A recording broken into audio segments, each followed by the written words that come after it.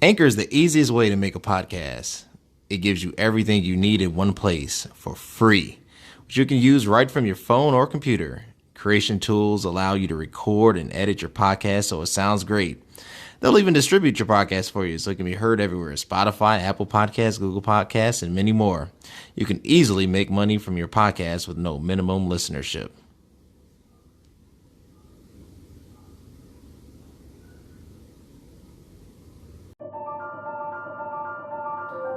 Awesome, everybody. Welcome back to another episode of It Is What It Is podcast. I am your host, Cody Kelly. Look, I appreciate my guests. I appreciate you. I have an amazing episode featuring an amazing author. Put out this book, reached out to her. She acquiesced. She's like, I would love to come on the show. So, I wanted to get you out there because she's just an amazing person. She has a book called Just B.E.E, B-E-E-I-T. Be it. But before we get into that, if you want to keep seeing amazing influencers and leaders, you got to do, three things. This is a new season. The first thing is connect with me on Instagram at CVMK33. Second thing is hit me up, connect and subscribe on the YouTube page at CV Space K. That's Cody Vernon Kelly. And the third thing, you know what I'm saying? If you just feel anointed and want to bless a brother, you can support a brother at the Cash App below. All these things help to bring and inspire and to continue the work. I appreciate you. We're going to get into this. I have an amazing guest. Sometimes, people just use words and whatnot, but I always find true insight and true creatives. I like authors. I like people who put out intellectual property. So I have Char with us. Char, how are you doing today? I am doing amazing. Thank you so much. Look, I want to call you Dr. Cody for some reason. But thank you so much for having me, Cody, on It Is What It Is podcast. I'm so excited to have met you through my cousin. Got to give her a shout out, if you don't mind. Miss Diane Murphy, all the way from Chicago, Illinois. I'm just excited to be here. So thank you so much for having me on your show. Perfect. No, anytime. Shout out to Sister Murphy. So you've written this book, right? Just Be It, Boldly Exist Every Day. I always start off, anytime somebody undergoes the process of writing, there's a lot that goes into it. I wrote my first book, I think I was 21, 22, and I've stalled on the second one. It's literally in my flash drive. And I can put it out now, but it's like, it's so much you have to pour, so much of you that goes into it, right? So I always start this off and said, what was the inspiration behind this book? Man, that's a great question. So the inspiration behind this book was really almost kind of my testimony, if you will. And it was a charge. And I would even say go as far as a mandate from God. So anybody that knows me, I'm a church girl, kingdom citizen. And Just Be It is really about a person living and being who God has called them to be. I was one who was rejected, and not by family. I come from a loving family, a loving background, a lot of friends, people who loved me. But because I did not understand who I was and what my fit was, I feel God already. What my fit was in the world, in society, in school, growing up in grammar school, in high school, I always felt different. And so when you don't deal with that when you're young and you grow up, this thing called rejection will overtake you if you don't deal with it. And so I'm just like, Lord, who am I in you? I don't fit here. I don't fit with this crew, but I got everybody around me and a lot of friends, but yet I still feel empty. Yet I still feel alone. And so this whole Just Be It project really all boiled down to me wanting to understand, Cody, who I was in God and what am I supposed to be doing? We always hear prolific people talk about you are here for a purpose, right? I love the late Dr. Miles Monroe, who said you are here, you are born for a purpose, you are on this earth for a reason. And so it's up to us, Cody, to understand and to really plow into what that true reason or purpose is all about. So I felt called, compelled to write this book. Let me put an insert right here. I did a Facebook post, and this is what kicked the book off because I had no idea that I would write this particular book. I had a different book in mind that I would write. And I did a Facebook post, I believe in January, and I put the Facebook post at the back of the book. And basically, the post just was simple. Just, I woke up and saw all of this snow. I mean, it was like coming down really fast.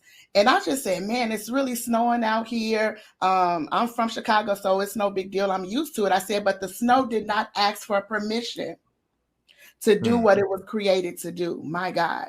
The snow never asked for permission to do what it was created to do. So for us, when we come out, what do we have to do? We got to sweep the porch. We got to shovel the sidewalk. We got to, maybe clean our cars off, right? And a lot of times we don't want to do that. And so they don't get our permission to say, hey, Cody, can I snow on your car today? Can I get all in your driveway? And so I made an analogy and said, what if we understood what our purpose was, or why we were created, and not always try to get permission from someone else to do the thing that you was already created? It's innate. It's already in you to do. And so I had a friend who reached out to me when she saw that post. She said, girl, you got to put that in a book. That's a whole book. And so I never thought about it, but from the moment that she said that to me, that was like a seed.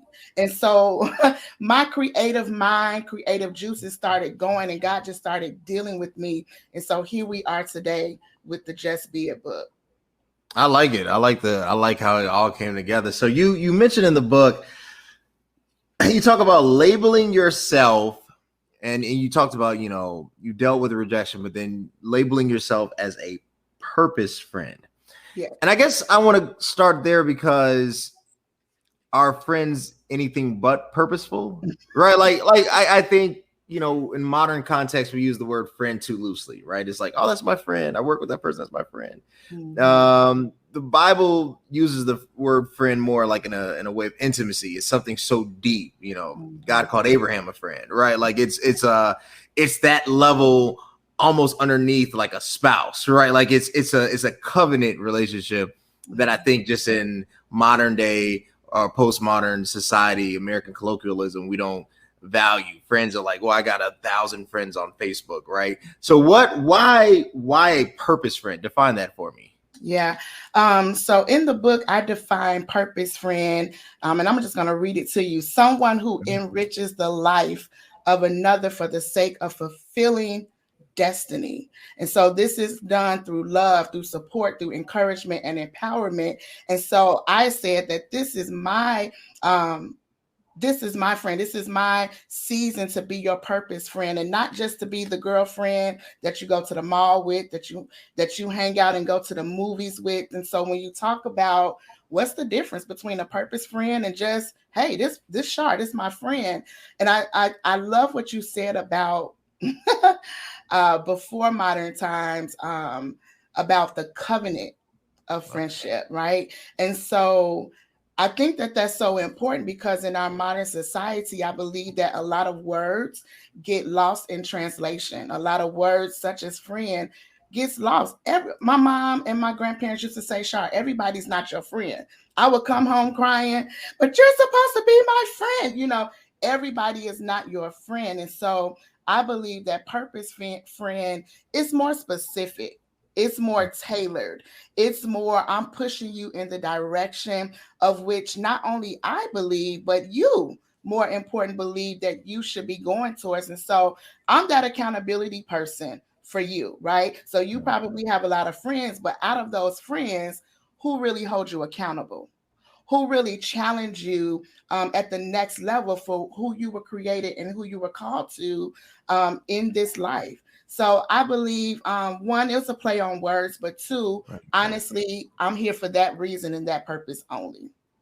That makes sense. So I've noticed. So I do I won't say a great deal of reading, because I need to read more. I do enough reading. I've gotten lazy lately, mainly because I've canceled my Audible subscription, which I need to renew. But I try I try to read and consume as much information as possible, so that I can make better informed decisions. I don't pretend to know it all. I don't even think I have a clue on most subjects, but I know that my wisdom lies in the acknowledgement of my ignorance. And that's why I always start. I say, well, I know that I don't know, and I can go forward from there.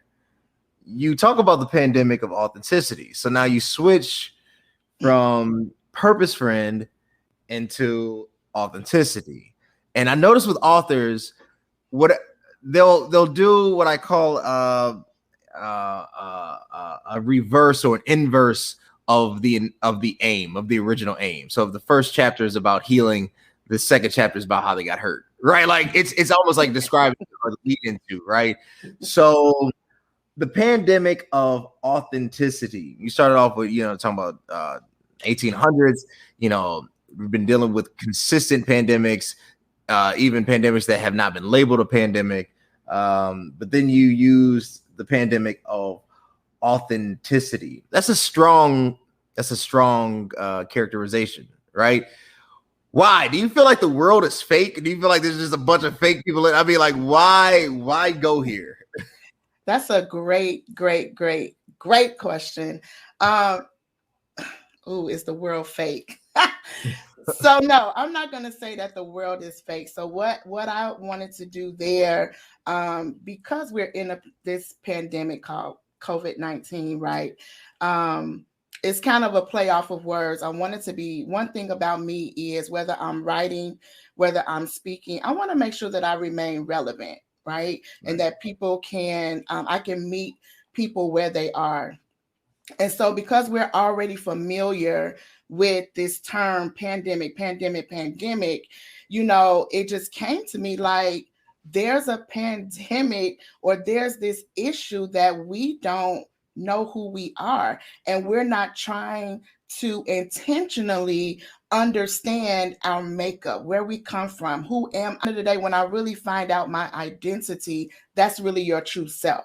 We're on Facebook and we're taking pictures and we got lashes and nails and, our outfits, suits, jackets for the men, whatever it is, but you hurt.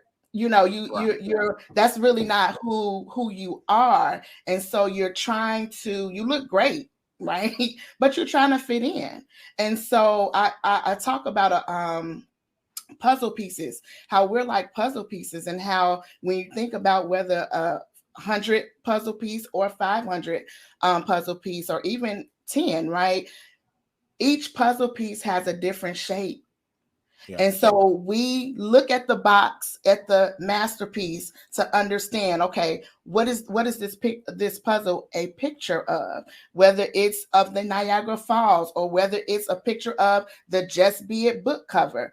There are certain pieces that are going to fit in certain spaces. And so if I'm an end piece, I can't force a fit in the middle space. And that's what we're doing in our society. Like we're trying to fit in spaces that really God is saying like, that's not who you are. And we're trying, and that's why it's so hard, because we're not being our true self. We're not coming to the tables being our true self. And so that's why I say it's a pandemic. It's gone wild. It's an epidemic of, just back in the 1800s, like you mentioned, where there was SARS and there was AIDS and there was leprosy and all of these different things. And now we have this pandemic of we don't really know who we are and who we've been called to be. And it's more so, not that I'm not worried about the people in the world, but for us that's in the church, it's crucial. It's crucial. I talked to a lot of people, even when I was writing this book, just to kind of get a gauge. And I'm asking the question, hey, if I ask you your purpose, could you tell me? Ooh, well, I kind of know, but not really. So, and that should concern us as the church. I'm tired, Cody, and I this was me. So I'm just gonna talk about me. I'm tired of shouting, dancing, being at church on Friday night and being at the altar, feeling great and being delivered, but not understanding how to make the change, and not just change of being holy, but God has called us to acquire things. Right. And that's going to come through us being our authentic self. So even just with you doing what you do with the podcast, or I don't know what you do outside of that as it relates to your regular career and things like that, but there's that career or that space needs you. and the abilities and the skill sets for what you have to bring. But because of whose you are, that company, or if you work for yourself, don't understand who they have on their team because of who's on the inside of you. Does that make sense? No, that makes a lot of sense. Yeah. I makes a lot of sense. I think that we, I think we have in church and in the secular, we have made the appearance of something more valuable than the reality of something. And goals have replaced truth. Right? So you get the, $1 million home. It's replaced, or house, I should say, but it's replaced having a good home. You get the, the C-level job, but it's replaced being a leader. And the two, and you would think that the two are the same, but they're really not. I think we've entered into a phase where success is the drug that everybody is addicted to, or at least the appearance of the chase thereof. And I'm not against, I'm not, for absolutely, I'm for being ambitious. I'm all for drive and motivation. I'm totally for it. Anybody that really knows me knows I'm totally for it. Yeah. But I do think there's a danger, and where we're headed, that it becomes the only thing, right? And that there's no balance. So I totally. I was just about to say that I come from a house of balance. I'm from Chicago, but I live 2 hours south in Bloomington, town called Bloomington, Illinois. And the church that is my church home here, been there for like 20 years now, but I didn't learn balance until I got here. And so I think that's a key thing that you just mentioned is it's nothing wrong with success. It's nothing wrong with having the $500,000 house, the dream car that you wanted. Like, we need to have those things. Like, the world needs to see us, having those things. But like you said, it can't replace the truth of who we are. It can't replace, we can't forget God. Let me just say it like that. We can't forget God in the process and point people back to God, because he blessed us with the prosperity to say, God did this. When I got this, when I wrote this book, and how this book has opened up doors for so many other things. And people are like, how are you doing it? Oh my God, I'm so proud of you. I'm like, thank you. But it's God. And I told God, I never want to, and I'm not saying this, I know that but I'm not saying this because I'm on a podcast, but I'm like, in my private time, I'm saying, God, don't let me exclude you from the process. Don't let me exclude you as you continue to open up doors that I know that no man can shut, because you did this. So we gotta want to be our true selves and do the work that's necessary. When we just be, we automatically do. And so we are human beings, Cody, and not human doings. We're human beings. We're called human beings for a reason, because when I just be who I am, I will automatically do, because it's innate. It's innate. A dog is a dog, and it's innate for him to do what? To bark. It'll be crazy if we start hearing a dog meow or moo. That's not it. And that's not their purpose. And so that's what it looks like when we're not moving and shaking in whom God has called us to do. And it's not an overnight thing. It's a process, but I'm telling you, and I'm still working, I'm still digging, I'm still developing, but I have found freedom in being my authentic self. I like it. You talk about the a bee, the actual organism, the insect, the fly known as a bee, and you use it as an analogy, and how the bee has purpose. And you talk about the queen bees, talk about the worker bees. My confusion came because, like, a bee's a bee society is purpose driven. It is filled with purpose. Everything is like clockwork. And then you have threats to the society, known as killer bees, that can disrupt the flow of a natural hive. It's almost like they mimic humanity in some sense. But there's a real social hierarchy with bees, right? There's a real kind of flow chart. Depending on where you are in that flow chart, depends on how you, I guess, be, if that makes sense. So why bee? Why the insect bee? And then how does it lead into this? Oh my God. My baby just flipped 50 times listening to you. Because you're absolutely right about the hierarchy. When I first started writing the book, it was called Just Be It, with just B.E. And it was just going to be boldly exist.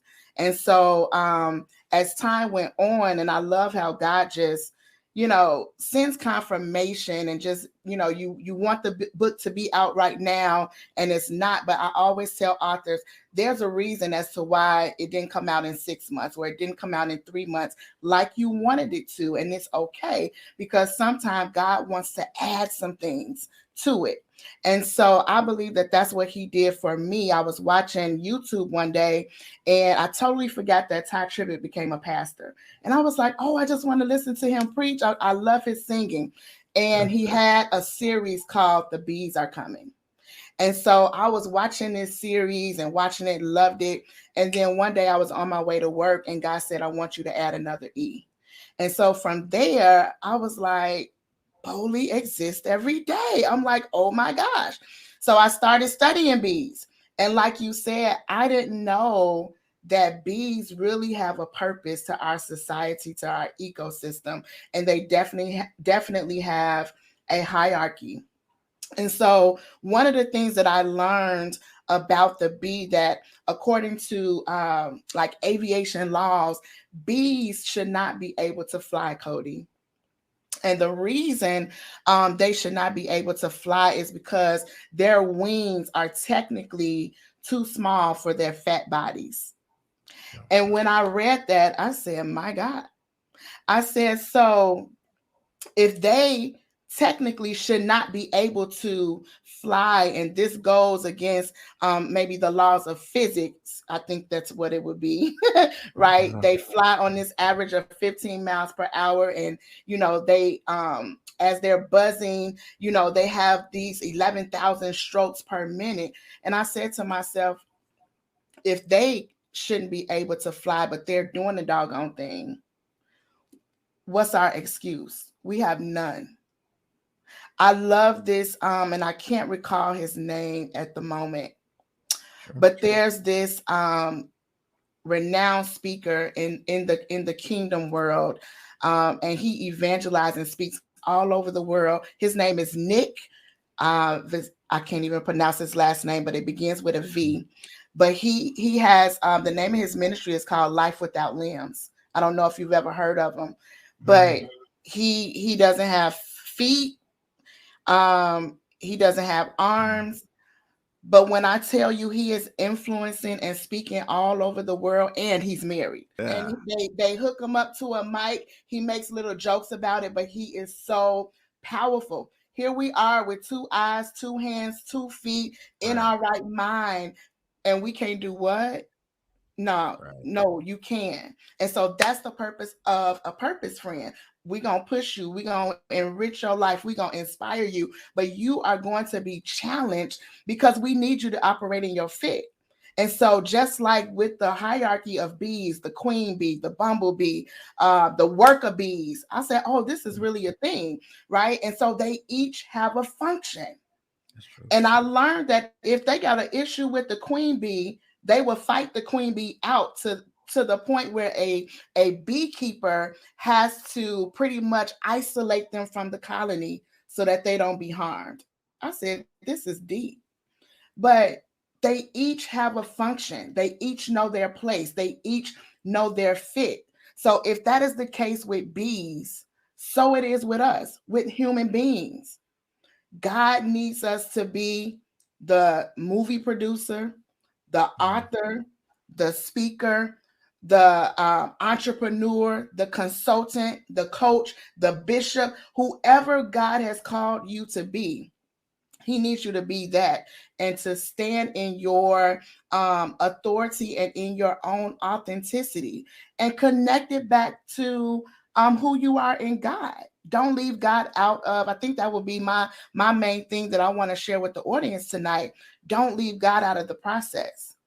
Don't leave the true architect who already created this blueprint for you um, according to the word of God. True. He already created the blueprint. And so when you talk about success, success really in the eyes of God is obedience. It's obedience and faithfulness. And so if we can just be obedient, that don't mean we're perfect. David wasn't perfect, but he was a man after God's own heart. How can that be when you committed adultery and you killed? You know what I'm saying? And so God is not looking for us to be perfect, but he is looking for us to be perfected in him. And we can only do it in him. And so just like a bee should not be able to fly, so many people have gone through situations, abuse, whatever your story is. Your environment may not have been the best environment, but God is saying to you, regardless of your situation, regardless of your past, present, it doesn't matter. When God has a word over your life, he's expecting you to step into it and just receive it. And just receive it, because that's what I've called you to be, and that's what I've sent you into the earth to do, whatever that is. But don't leave God out of the process. Don't leave him out of the process. That's true. That's true. You put together an interesting framework. You call it the iPad Yes. framework for this purpose creation or purpose identification, validation, and then initiation. I think is probably the best way to describe the flow of it, right? Talk to us, I know, coming to time, but talk to us, fill me in, walk somebody through the iPad framework and how they can apply it. Yeah. So I'm visual. And again, I mentioned puzzle pieces earlier. And that's really, if we just think of those four things as puzzle pieces. So the iPad framework, iPad stands for identity, purpose, assignment, and destiny. And as I was writing this book and on my own journey, God began to break down these four words to me. I'm a woman of words. We need to really get back to the original definition of things. And so a lot of times, Cody, we use identity and purpose interchangeably. And I talk about that in the book. And although they are very closely related, they're two different things. So identity speaks to who are you? Right? Identity speaks to who you are, while purpose is the why of you, the reason as to why you exist. Assignment. I love assignments because we also get assignment and purpose mixed up as well. But I like to say that assignment is the what. It's the what do you do, right? And so, and then lastly, destiny. It's destiny is happening now. It's where you're going. Destiny deals with where you're going, and it also deals with the journey of fulfilling moments in time. And so right now we're fulfilling a moment in time. We talked about this a week or two ago, but now this is destiny happening right now.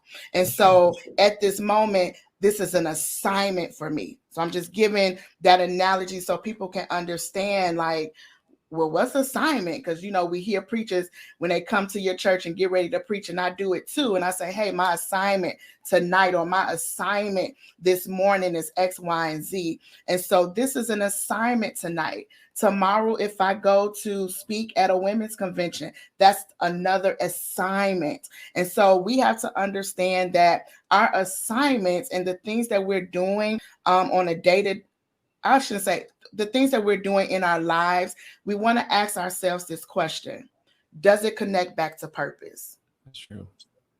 Does it connect back to purpose? And when it doesn't connect back to purpose, I'm wasting time. This is what God has shown me. This is what God has revealed to me. When it doesn't connect back to purpose, you're wasting time. Now, let me put this caveat in there. Does that mean, Char, if I know that I'm not called to be a basketball player, that I can't go and play basketball? Absolutely not. Those are hobbies. Those are fun things. We need downtime. We need to do things that we enjoy, and sit back and laugh and whatever that is.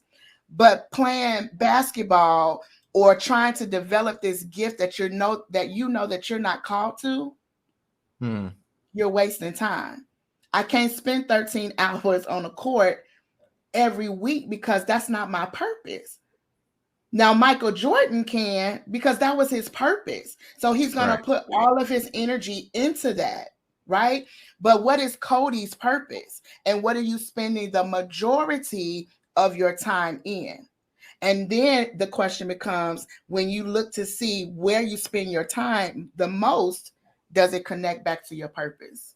Because at the end of the day, we as sons and daughters of God, we understand that at the end of the day, at the end of the age, we got somebody to report to. That's true. We got, you know what I'm saying? We got God to report to. And I can't say, well, Cody and them was talking about me and they didn't think that I was, a good speaker. So I just said, I'm just going to write and I'll just let people read the books and I won't speak. Right? He don't look at me and say, no, I called you to open your mouth. Right? And so for me to get over that fear, for me to get over people, and that's what I had to learn to do. And if I can encourage somebody tonight, you've got to learn to get over people. I'm 44. And I think when I hit 30, Cody, I was like, you know what? I don't care what nobody say no more. Yeah. If you're not the right person that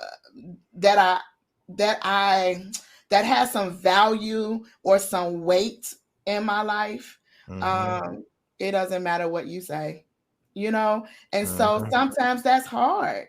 That's hard as a teenager. That's hard in college. So I get it, but I understand that it's when I understand my identity in God, how much God loves me, who I am in him. I'm his daughter. And when I understand the revelation that God sent us to the earth for a reason, and when I don't fulfill the purpose and the assignments, these assignments are doors that God opens for us. It's true. Those are your assignments. So the iPad framework is designed to help us identify those areas so that we can literally, and in the book, I give examples of how you can, I call them iPad plugins, of how you can plug in. What is my identity? My identity is I'm a leader. What is my purpose? To lead the children of Israel out of Egypt. That's in the case of Moses, right? And we saw that he led people out of Egypt. What was his assignment? His assignment was to go to Pharaoh and tell him, let my people go. What was his other assignment? His other assignment, he split the Red Sea, right? So we a lot of people think, well, my purpose changed. No, it's really not your purpose that changed. It's your assignment that changed. And I think I feel like that's a part of my call and mandate, that of what I want to do. I want to be able to go out into the world and help people understand the necessity that you've got to get your purpose. Like you've got to understand what that is, because we need what's on the inside of you. And so I want to help people understand this difference of identity and purpose and assignments so that we can see them walk in their destiny wholeheartedly. And so don't get it confused that purpose change. No, when our interests change, it may be interest, but your purpose doesn't change. It's the assignment that may change, but your assignment should always connect back to what your purpose is, because it remains constant.